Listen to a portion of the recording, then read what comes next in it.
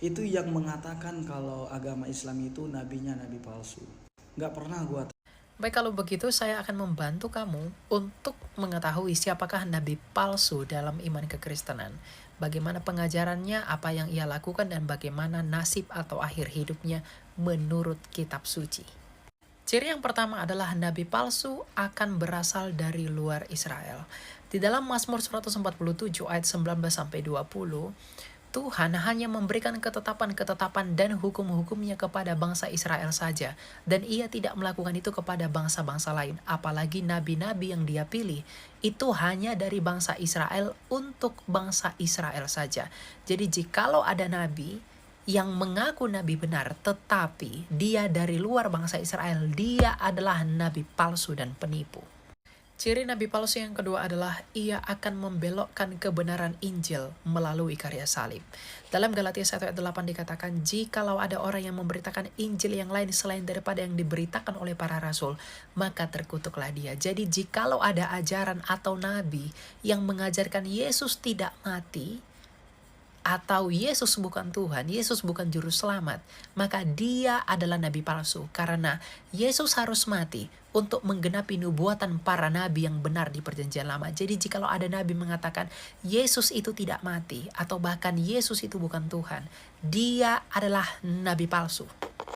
Ciri yang ketiga adalah nabi palsu adalah nabi yang tidak bermoral.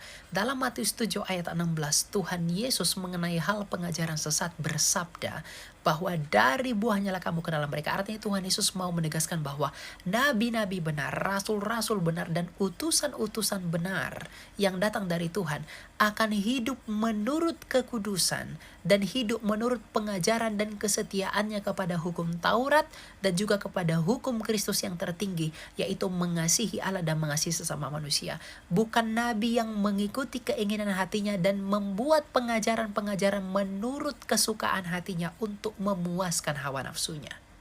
Dan ciri yang berikutnya adalah nasib akhir dari nabi palsu, jikalau kita melihat dalam kitab Wahyu, akan dilemparkan ke dalam perapian yang menyala-nyala. Tetapi jika kita melihat dalam konteks perjanjian lama, hukuman yang diberikan Allah kepada nabi palsu seperti dalam Yeremia 23 ayat 15 adalah makan ipuh dan minum racun. Jadi nabi-nabi palsu itu Tuhan berikan minum racun untuk mati sebagai hukuman di perjanjian lama. Jadi itulah ciri-ciri nabi palsu dalam iman kekristenan. Dan yang paling mirisnya lagi adalah menurut kesaksian 2 Petrus 2 ayat 1 bahwa nabi palsu itu akan menyangkal sang penguasa dan sang penebus dan karyanya di atas kayu salib. Jadi berhikmatlah dan belajarlah.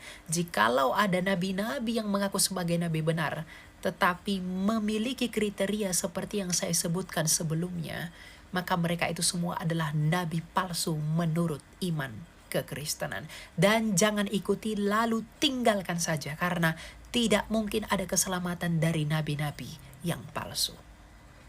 Dan saya mau menjawab pertanyaan beliau pada video yang sama mengenai kenapa orang Kristen menggunakan bahasa Yunani padahal lahir di tengah-tengah bangsa Israel yang berbahasa Ibrani.